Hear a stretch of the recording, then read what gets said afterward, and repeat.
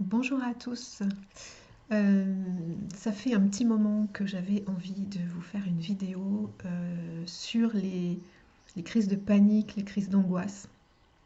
Et je remettais toujours au lendemain parce que c'est un vaste sujet en fait. Et puis finalement, je trouve que c'est aussi très individuel. Donc c'est assez compliqué de donner des conseils. Mais je vais quand même essayer de donner des conseils peut-être un petit peu plus généraux.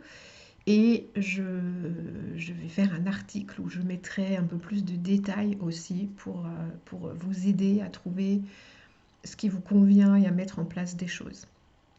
Quand on fait des crises d'angoisse ou des crises de panique, euh, alors pour certaines personnes, c'est quelque chose qui arrive de manière assez régulière. Pour d'autres, ça va arriver comme ça un jour et puis s'arrêter, puis enfin voilà, on va en refaire peut-être une autre à un autre moment. Euh, Ça peut paraître un petit peu étrange finalement. Alors ce qui se passe en fait, c'est que c'est toujours dans des moments où on est dans une très très grande insécurité. Donc ça peut être déclenché par une contrariété, une remarque, une rencontre,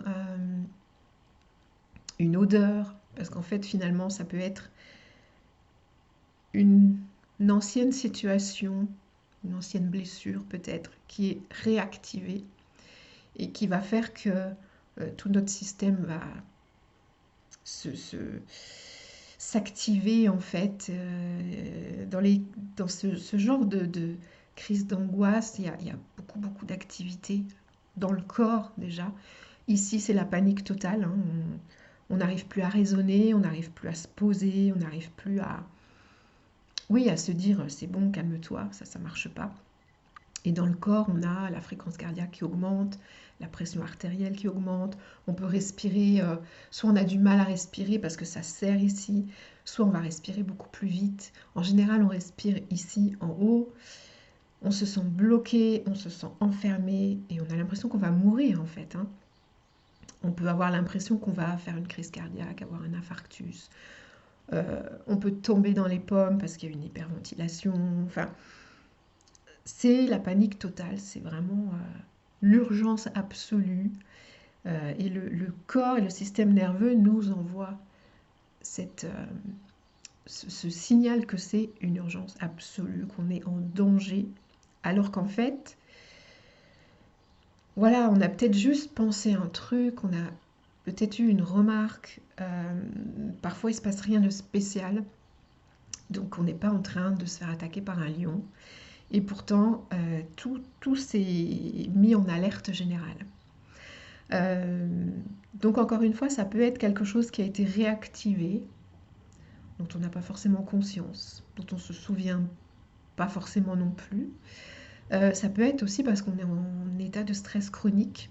Et le stress chronique, c'est très traître, je dirais, dans le sens où on ne sait pas forcément qu'on est en état de stress chronique. C'est-à-dire qu'on peut très bien dire ouais, si, ça va bien.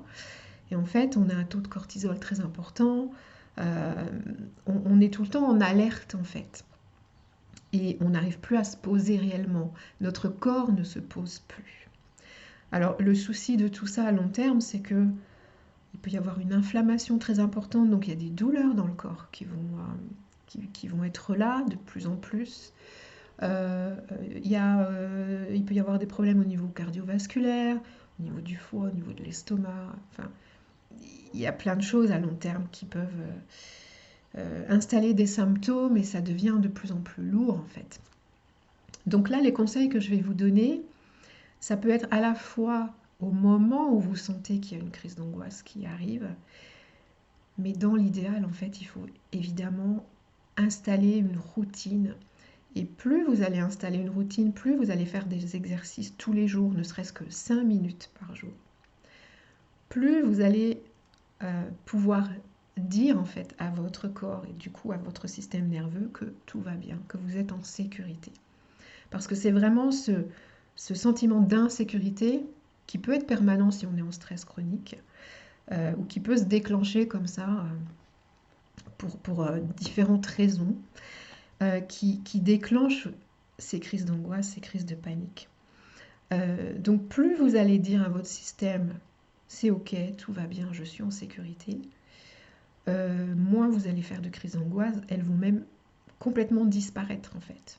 Et si jamais il y en a une qui arrive, vous allez sentir l'angoisse monter et vous allez pouvoir réagir avec ces exercices. Si vous les faites au quotidien, vous allez pouvoir les faire très facilement au moment où vous êtes en train de faire une crise d'angoisse, parce que vous avez l'habitude de les faire, parce que ça vous amène de la sécurité. Et plus vous les faites depuis longtemps, plus la sécurité s'installe vite.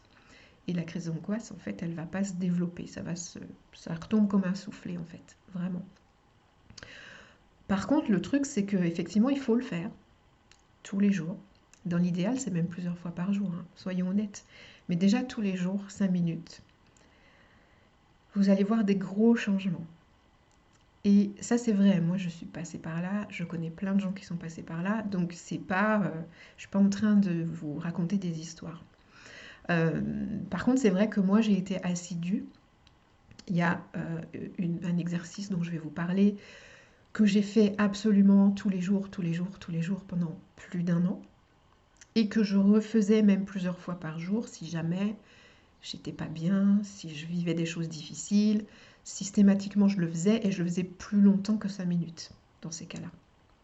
Donc, c'est une hygiène de vie en fait.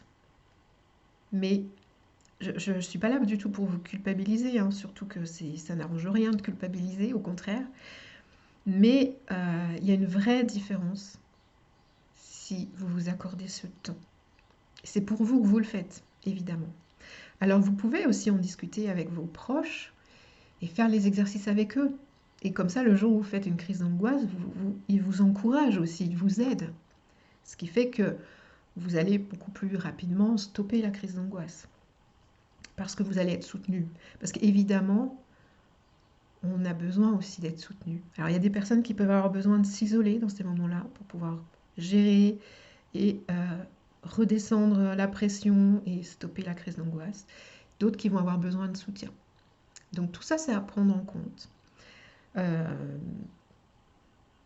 Mais vraiment, si vous ne faites pas ça, c'est beaucoup plus difficile comment dire, à calmer, quoi, en fait, pour revenir à quelque chose de paisible.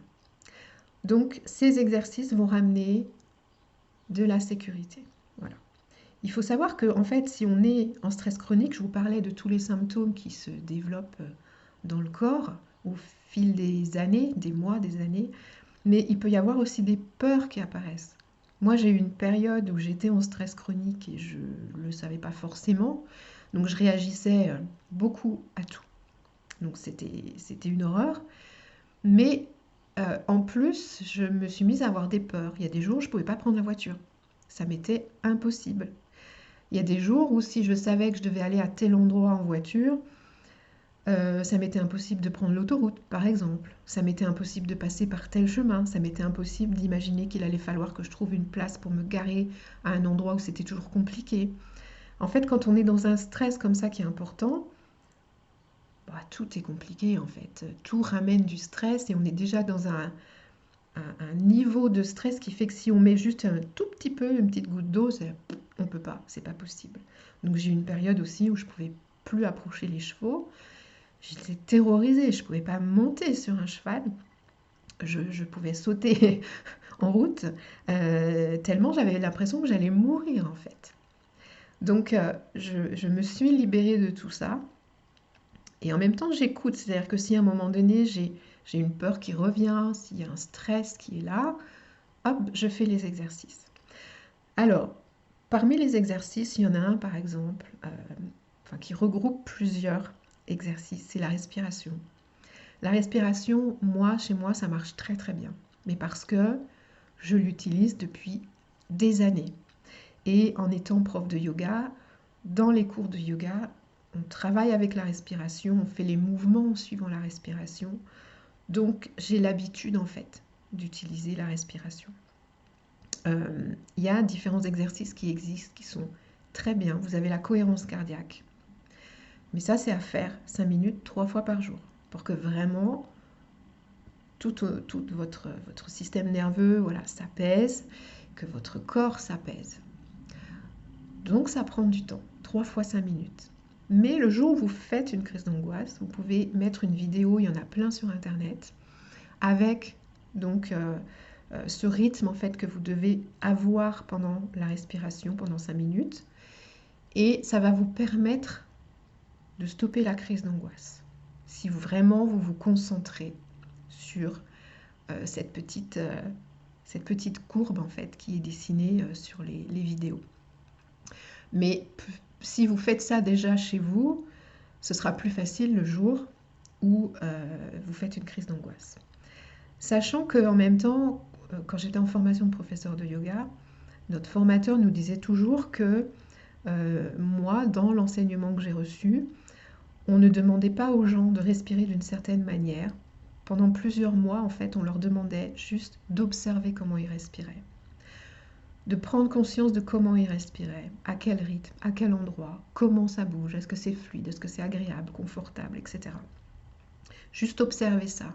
Parce qu'il nous disait toujours que si on demandait aux gens de respirer d'une certaine façon comme ça, d'entrer le jeu dès les premiers cours de yoga, il y en avait plein qui allaient amener des tensions parce que c'était pas naturel, parce que déjà ils ne savaient pas comment ça marchait, comment ils respiraient eux. Et du coup, on amène des tensions sur des tensions. Parce que les gens ont déjà plein de tensions, on a tous plein de tensions. Et donc c'était totalement contre-productif et on n'allait absolument pas avoir de l'apaisement, mais plutôt l'inverse. Donc on amenait plutôt les gens à sentir, à comprendre comment ils respiraient, à observer. Et ensuite, on amène des façons de respirer différentes, tout doucement. Et on observe encore, etc., etc. Donc c'est vrai que la respiration, ça fonctionne hyper bien. Mais si vous sentez que pour vous, ça ne marche pas, que ça amène de l'angoisse, que ça amène du stress, bah laissez tomber. Voilà. Ou en tout cas, il faut vraiment peut-être plus vous faire accompagner, prendre le temps pour venir sentir, faire des exercices tranquillement qui vont vous convenir pour petit à petit pouvoir utiliser la respiration pour vous apaiser. Mais voilà, vous avez la cohérence cardiaque. Vous avez également le fait de respirer plus longtemps à l'expire, qui fonctionne très bien. Voilà, donc celles qui marchent très très bien. Il y en a d'autres qui fonctionnent très bien. Mais celles-ci, c'est les plus faciles à mettre en place en fait. Voilà.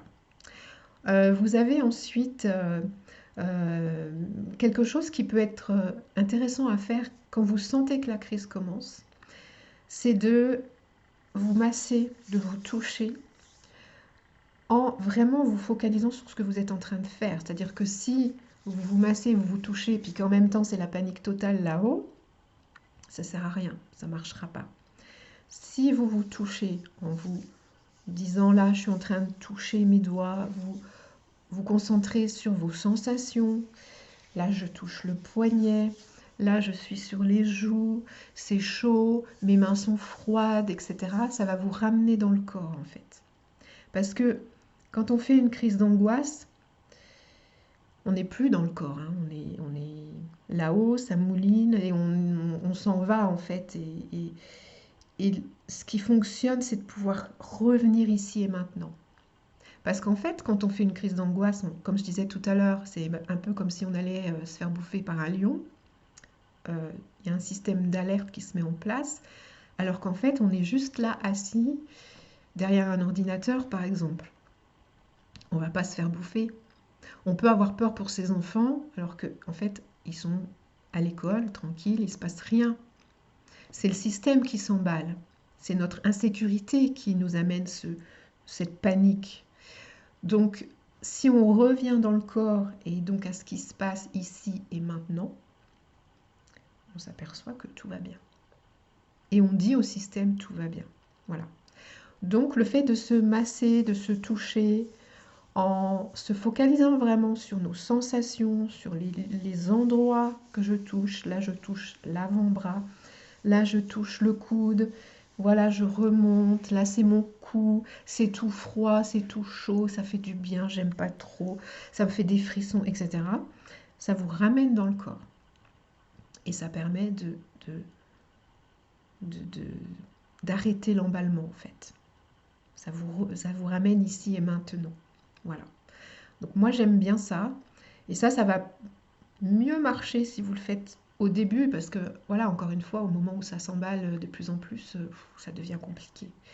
Euh, Sinon, vous avez le shaking qui marche très très bien, quelle que soit l'avancée de la crise, je dirais. Mais là aussi, si vous faites un shaking tous les jours, c'est bien mieux parce que vous n'allez plus faire de crise d'angoisse en fait. Donc j'ai une vidéo sur l'ancrage que vous pouvez aller voir. Je vais mettre en fait des liens sur...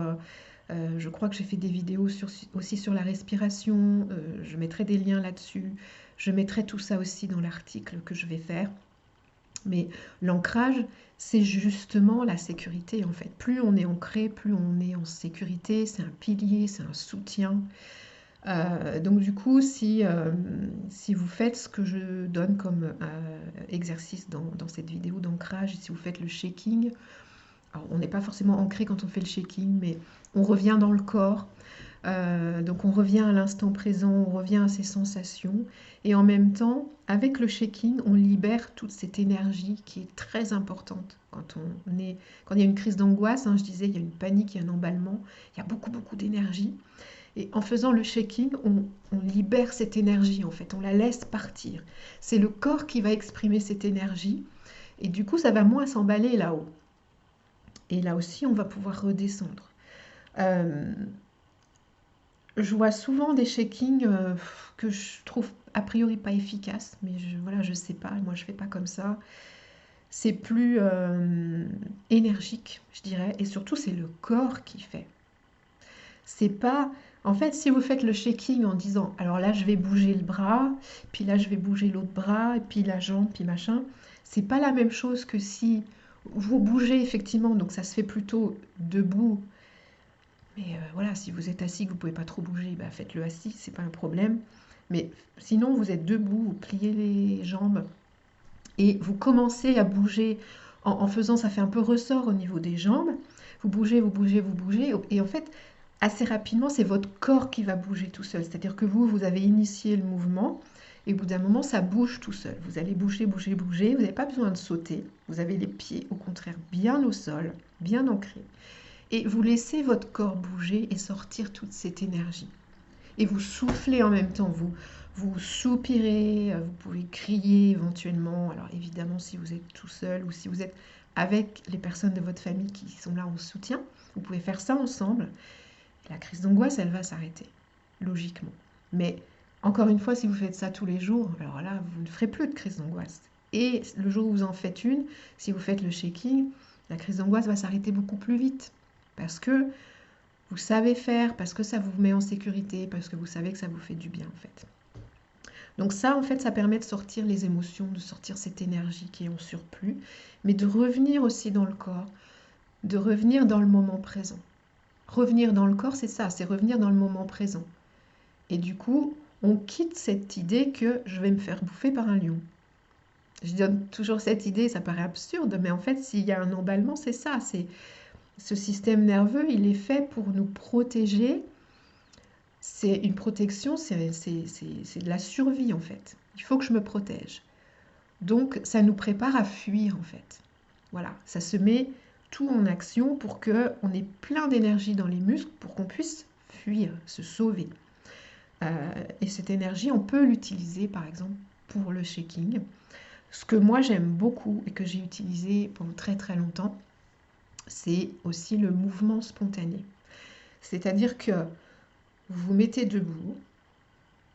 Alors, si vous êtes dans une crise d'angoisse, vous n'allez peut-être pas faire ce que je vais dire là tout de suite, mais moi tous les jours, ce que je faisais, je le fais plus tous les jours là maintenant, mais pendant plus d'un an, j'ai fait ça tous les jours. J'observais ce qui se passait dans mon corps.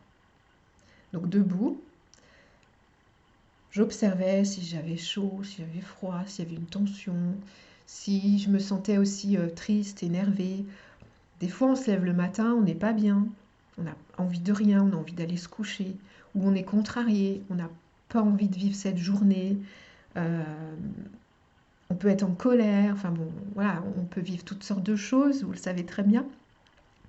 Et au lieu de partir comme ça, faire sa journée, et parfois d'avoir une journée de merde jusqu'au bout, parce qu'on est parti voilà, dans une humeur maussade ou en colère, donc en fait on va rencontrer que des trucs qui vont encore nous énerver. Là on se pose quelques minutes, on observe, et on laisse le corps bouger comme il a envie de bouger. Vous allez voir que si vous êtes triste ou si vous n'avez pas d'énergie, ça va bouger tout doucement. Vous allez peut-être vous refermer sur vous-même et vous laisser faire le corps. Vous ne mettez pas de musique parce que c'est le corps qui bouge. Ce n'est pas la musique qui vous dit comment vous devez bouger. C'est votre corps qui bouge spontanément. Et c'est ça qui va fonctionner en fait. Quand vous êtes en colère, contrarié, vous allez, ou même s'il y a une crise d'angoisse, peut-être que vous allez plutôt sauter dans tous les sens, bouger beaucoup, faire des mouvements plus rapides. Et c'est ça en fait qui vous permet de sortir vos émotions, de sortir l'énergie, de revenir au moment présent, de revenir dans votre corps, de revenir dans vos sensations. Et vous allez voir que vos journées, elles vont être complètement différentes. Donc là, voilà, c'est du vécu. Encore une fois, je ne vous raconte pas des histoires. Euh, c'est clair que quand vous n'avez pas envie de passer votre journée, quand vous avez envie d'aller au lit, quand vous êtes contrarié, énervé, vous faites ça, vous lâchez tout ce qui est là en bougeant, en dansant. Donc c'est très agréable. Vous pouvez sauter partout si vous voulez. Et bien vous avez lâché tout ça, donc vous pouvez partir pour votre journée et elle va se passer forcément différemment puisque vous avez lâché votre colère, vous avez lâché votre fatigue, vous vous êtes écouté. Et vous avez écouté vos besoins, du coup. Vous avez exprimé vos besoins aussi par le corps. Donc tout ce qui va se passer dans votre journée va être différent. Et encore une fois, si vous faites ça tous les jours, il y a des chances pour que vous ne fassiez plus de crise d'angoisse. Et le jour où vous sentez que vous êtes stressé, que vous êtes contrarié, vous êtes en colère, ça ne va pas, et bien vous allez avoir le réflexe, vous allez avoir l'idée de venir vous poser comme ça, de venir observer et puis de faire ces mouvements spontanés, de lâcher. Voilà. Donc ça, c'est que quelques minutes, ça prend très peu de temps, ça peut être moins de 5 minutes. Et si vous avez besoin de le faire, vous pouvez faire plus de 5 minutes, il n'y a aucun problème évidemment, au contraire. Donc voilà dans les grandes lignes, je dirais, de ce qu'on peut faire. Évidemment, si vous vivez des situations réelles d'insécurité, parce qu'il y a de la violence autour de vous, parce que vous venez de vivre quelque chose de très difficile, vous pouvez quand même installer ces exercices. Alors pas tous les exercices, vous en choisissez un ou deux avec lesquels vous êtes bien, qui vous parlent. Vous pouvez les essayer tous et puis ensuite vous choisissez et vous les faites tous les jours. Et ça va vous permettre de vous poser. Ça ne va pas régler les choses s'il y a de la violence autour de vous, hein, évidemment. Donc dans ce cas-là, il faut changer la situation si c'est possible ou vous faire aider pour traverser cette situation, changer la situation, changer de travail, changer de lieu de vie, changer de relation. Donc là, on est sur un autre sujet, évidemment. Mais malgré tout, les exercices peuvent vous aider au quotidien et peuvent vous aider dans des moments comme ça de stress intense. Juste une petite chose avant de terminer. Évidemment, ça peut arriver qu'on soit au milieu de plein de gens quand on sent une crise d'angoisse qui monte. Et dans ce cas-là, on se dit, bah non, moi je vais pas faire un shaking au milieu du bureau, là, devant tout le monde, tous mes collègues, c'est pas possible. On peut toujours trouver une solution, c'est-à-dire qu'on peut aller aux toilettes et faire quelques exercices de respiration, soupirer, faire un shaking, bouger un petit peu. S'il y a une crise d'angoisse qui démarre et si on est venu aux toilettes assez rapidement, ça peut suffire, ça peut vous aider à faire en sorte que ça monte pas plus, ça s'emballe pas plus. Je sais que c'est pas simple, hein, mais En tout cas, ça fonctionne. Voilà, moi, ça m'est arrivé plein de fois hein, d'aller dans des toilettes et puis de bouger, de soupirer, voilà, de sortir l'énergie qui était là, de revenir dans le corps. Et il peut rester encore de l'énergie, c'est pas forcément fini, mais déjà on a calmé le jeu et ça va mieux. Donc voilà, on peut trouver des solutions. Donc j'espère que voilà, dans ces conseils, ça va vous aider. Mais vraiment, voilà, mettez en place des choses. C'est la chose la plus importante que je puisse vous dire parce que ça marche et que vous allez vraiment voir votre vie changer. Et d'ailleurs, il y a de fortes chances pour que des gens vous disent que vous avez changé, que quelque chose a changé chez vous. Donc voilà, faites-le parce que ces crises d'angoisse, c'est tellement horrible. On a tellement l'impression qu'on va mourir. Et il y a tellement de gens qui vont vous faire croire que bah, quand on fait des crises d'angoisse, il n'y a rien à faire. Bien sûr qu'il y a des choses à faire. Il y a des choses à faire dans l'instant, il y a des choses à faire au quotidien pour ne plus en avoir. Et en plus, vous allez être libéré de peurs également, qui sont associées finalement à ce stress qui est très important chez vous.